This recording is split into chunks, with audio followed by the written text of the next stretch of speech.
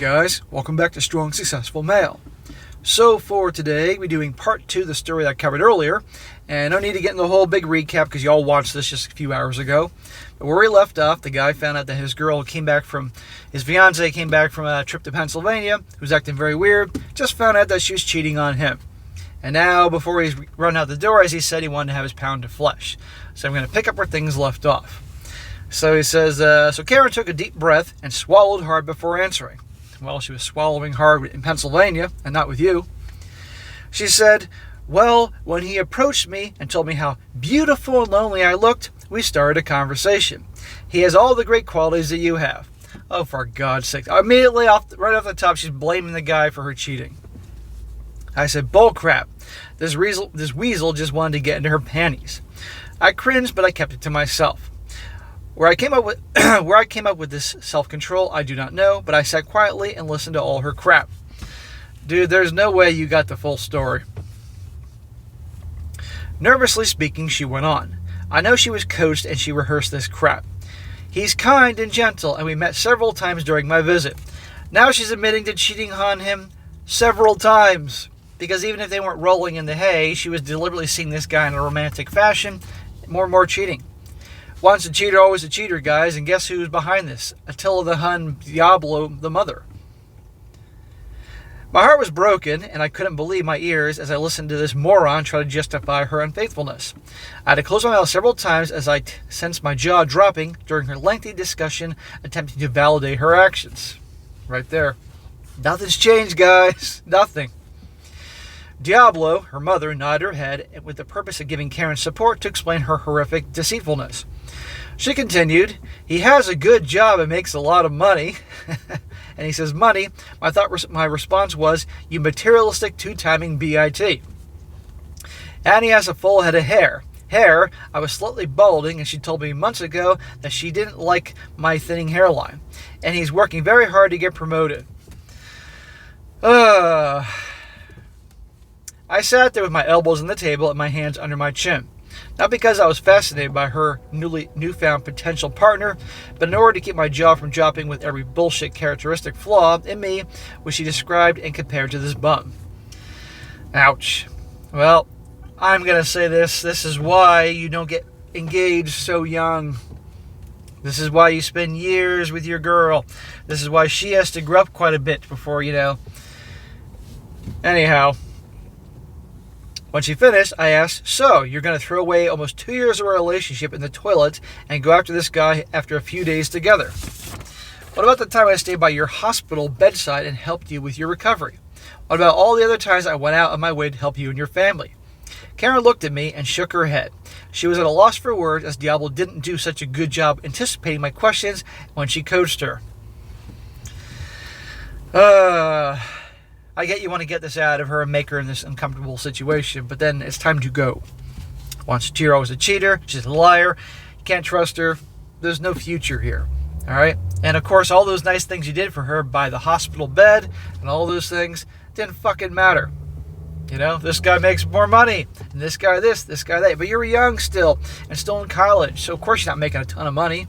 And even when you just start off in your career, you're not going to make much because you're the low man on the totem pole. And newsflash to the young viewers out there, if you're new, guess what?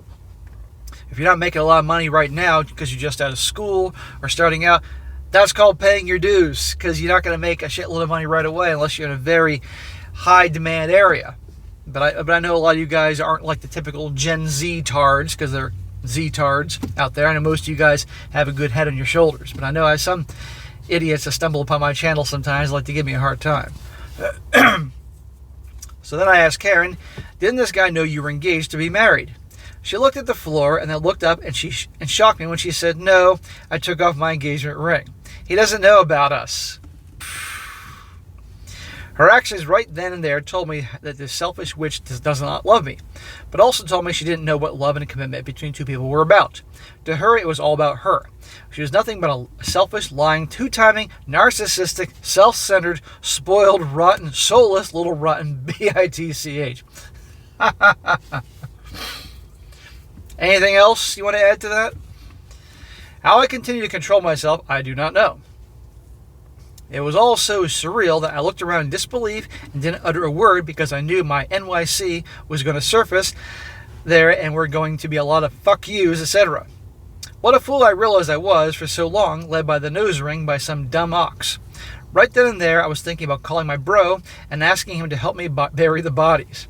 But I stopped and thought made me snicker under my breath. My brother was so right. I wasn't ready for this next major shock that was about to come. But wait, there's more. After hearing this crap, I asked if they wanted to end the engagement.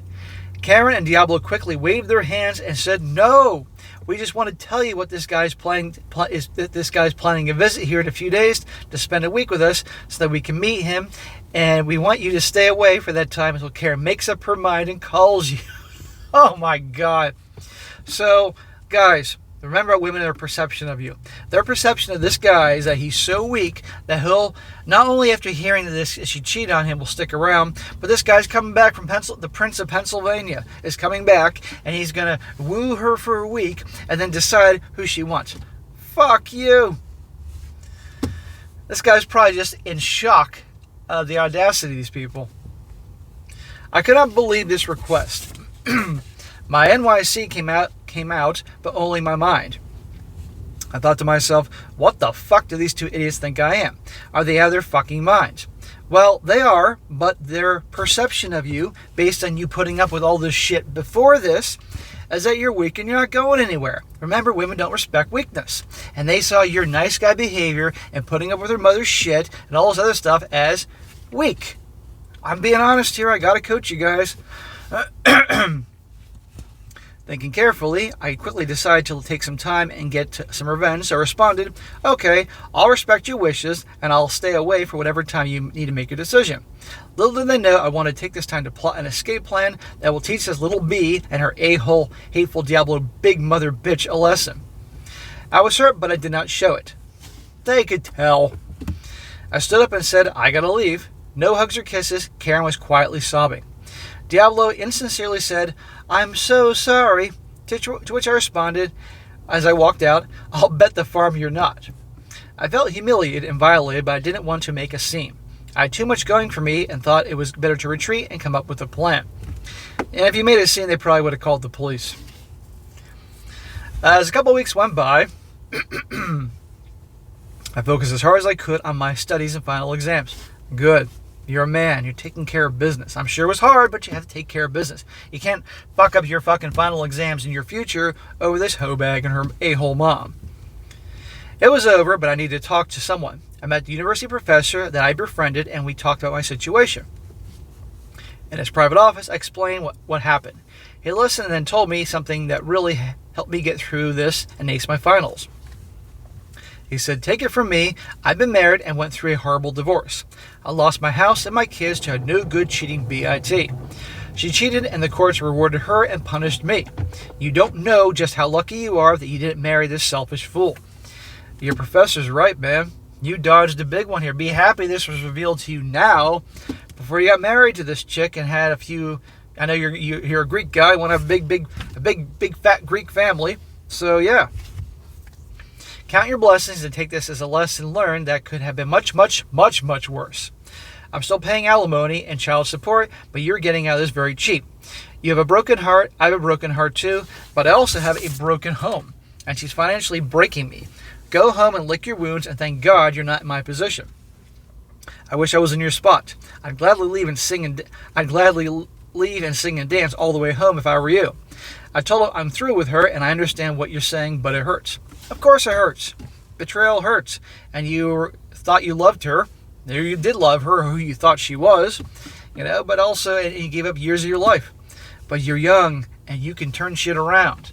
And, spoiler, this guy does turn things around. He answered, "Of course it hurts. You wouldn't be human if it didn't hurt. Now put yourself in my shoes. I live in a one-bedroom apartment. I pay over $2,000, remember that's $1,979, a month in alimony and child support. I don't get to see my kids because they're in Texas and I'm here in Florida. And I'm barely making enough money to support myself. Even on macaroni and cheese, is that what you want? Is her magical pussy worth so much?" Don't be a fool. She's manipulating and using you. Get out while you can, cheap, and don't look back. You got your whole life ahead of you. Take your time to find someone who's worth having you and tell this person thank you for not screwing you in a marriage with kids. He says, so I went home and thought about everything that he said, and the next day I went to him and thanked him. He smiled and said, "You're doing the right thing, and I'm glad I've helped make it easier to move on." Man, you should buy this professor. I would mark that date. I would have marked that date on the calendar, and for the rest of this guy's life, I would send him a 6-pack for everything he saved you from by taking his advice.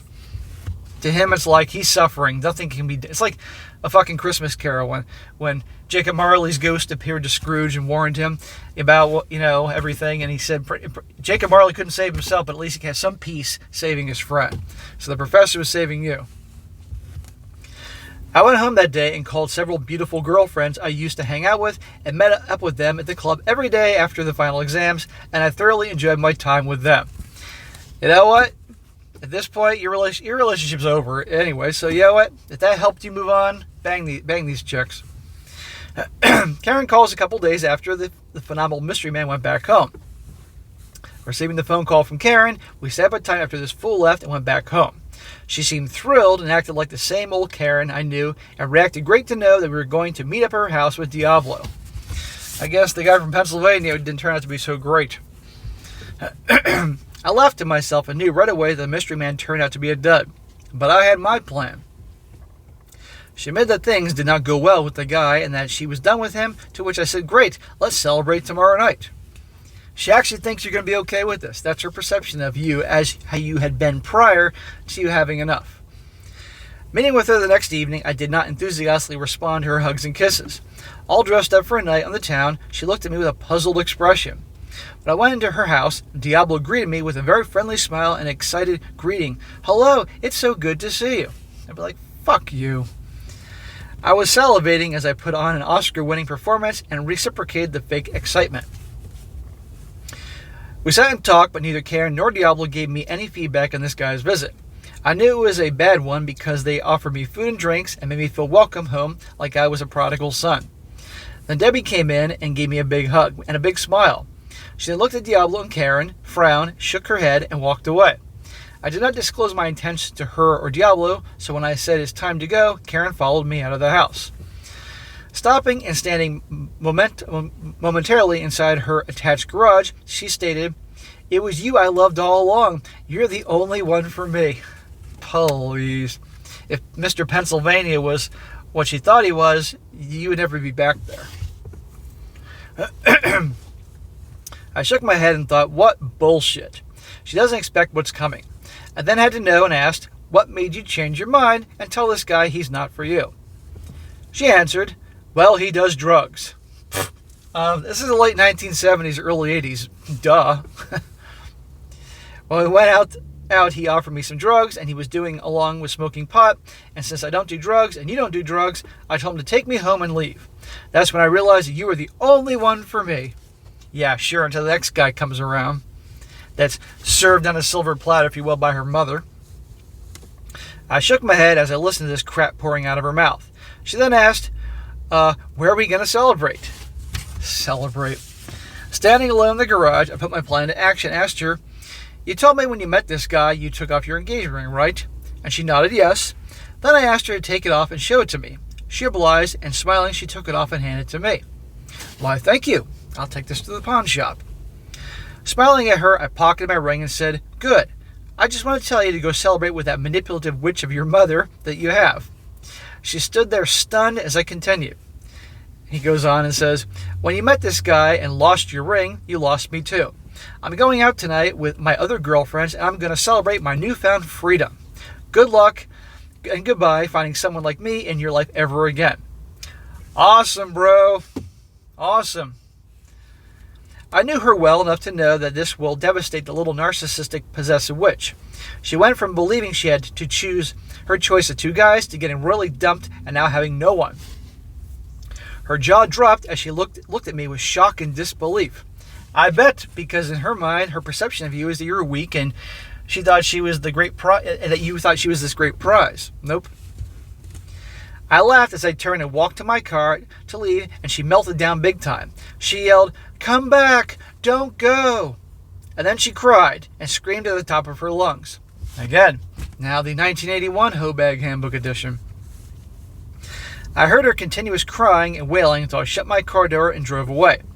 I guess my hearty laughter helped increase the pain that I reciprocated by dumping this good-for-nothing two-timer.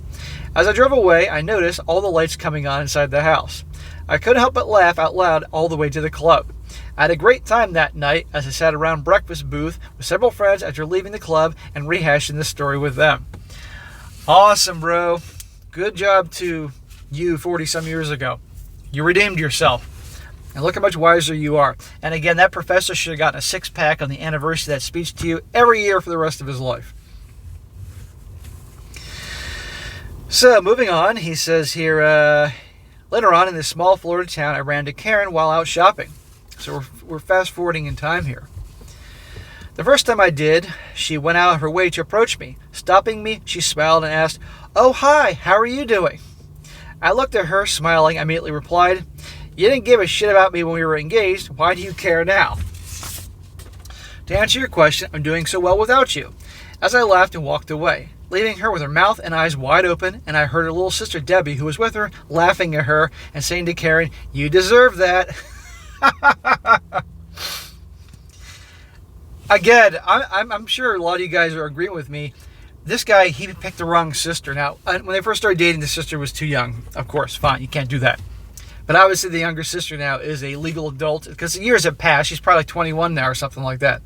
If that little sister wasn't with that wretched mother and everything, if that little sister gave up that family, she at least hooked up with the younger sister. The younger sister liked you, unless she was butt ugly, but I'm guessing she wasn't. Anyway, on another day while I was in Kmart, he says, remember, it's in the 1970s, I crossed paths with Diablo. She stopped and smiled with a fake, saddened expression. The Queen of Drama said, "Oh, it's so nice to see you, and I want you to know how much we and especially Karen miss you." Fuck you. I laughed out loud and replied loud enough where all the people around us stopped and stared to listen. "Well, I'm glad you learned a lesson and realized what you lost by being so hateful and dishonest. I also want you to know how much better my life is after I dumped Karen and cut your degenerate, cancerous family out of my life." As I smiled, chuckled, shook my head, and walked away.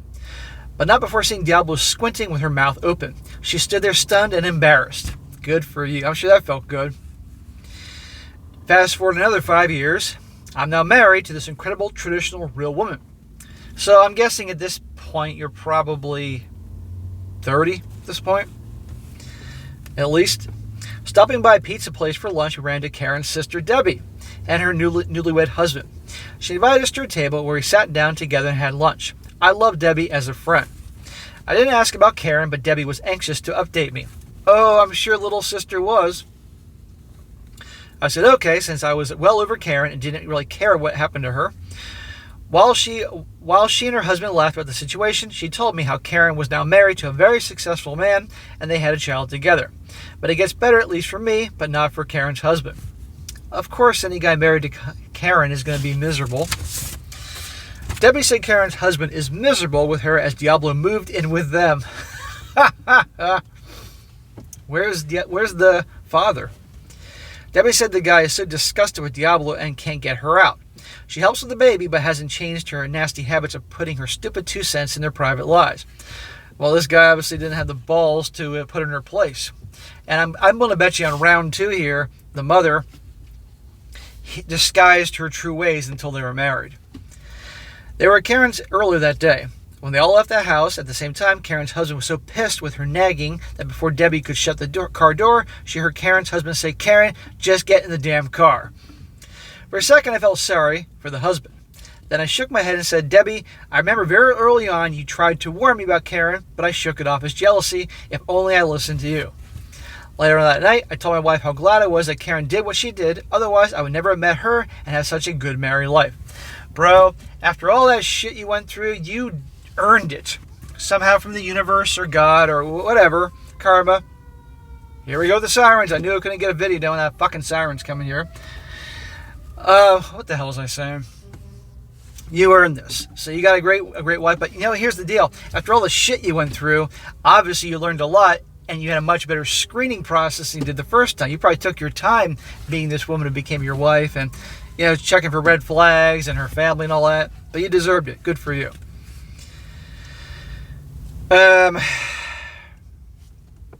Today I'm a very successful retired man living large with a very successful retired traditional woman by my side. When I proposed my wife in 1983, I gave her the same engagement ring that I gave Karen. How about that? She was not only thankful, but she was also very grateful that, as she put it, was incredibly happy and was going to do everything she could to make me happy. Right there. His now wife of 40 years of the great marriage was happy to get that ring because being married to you is more important than the fucking shiny thing on her goddamn finger. The difference is my wife put her words into actions and proved it for 40 years and still going strong. Wonderful. We need stories like that because we need happy marriages out there because everything else is so fucked up. Every anniversary, my wife received expensive jewelry. One day, while in a large department store, we stopped by the jewelry counter. When I showed my wife some nice jewelry, she said in front of the saleswoman that she had enough jewelry. That's not something many women say. Now, notice he said that every year of their anniversary, he buys her some expensive jewelry. Now, a lot of you guys are like, oh, Jesus Christ, he hasn't learned anything. Well, it sounds to me that his wife, certainly by her behavior, her love, her loyalty, all that, certainly earned a treat once a year. Well, a big expensive treat. But at least jewelry, at least gold will appreciate in value. But anyhow, so she earned it. But she has enough jewelry, she said. The saleswoman was stunned and not believing what she heard. She asked, "Are you serious?" My wife nodded and replied, "He always buys me jewelry and I can't wear everything he gives me." The woman stood there in shock. She looked at me and then, turning her attention to my wife, she said, "Keep him happy." I never heard that before from any woman. Yeah, probably not. Before leaving the area, the saleswoman pulled me aside and said, without my wife hearing, "I never heard a woman say that. You're a good man." I replied, "My wife deserves the best. When we were married in our church, we wore crowns, and that signified that we were king and queen of our home. So what else does king get for his queen? Jewelry, diamonds, emeralds, rubies, etc." The woman smiled and said, "I wish all men were like you." And I replied, "They would be if all women were like my queen." She smiled and asked, "Is she giving you something special?" Of course. Of course, she has to say it so quietly, and there's a little sexual thing going on there, what she's referring to.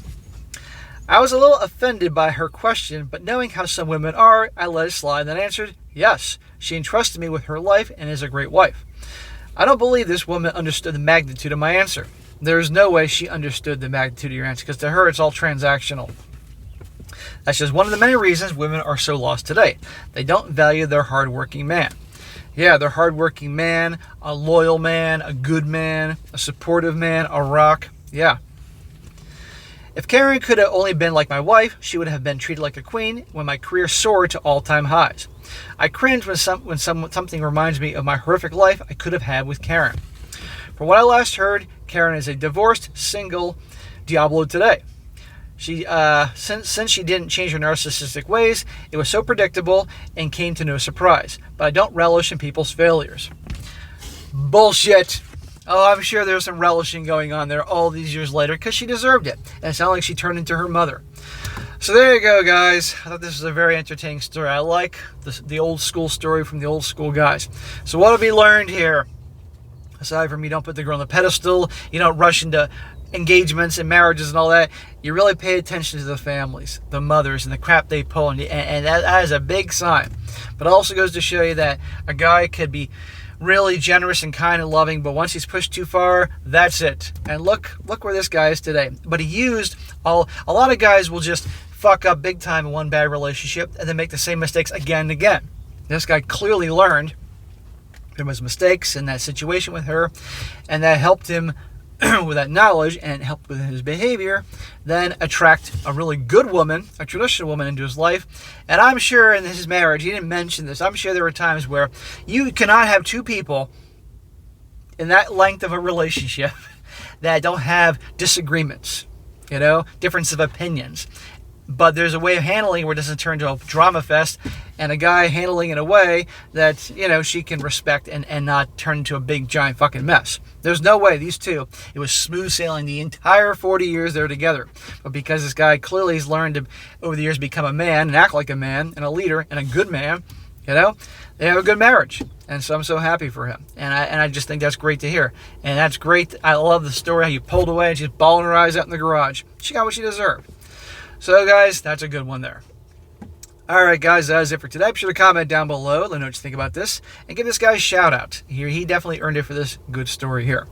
And be sure to like the video, share it with your friends, and subscribe. And I'll catch you next time.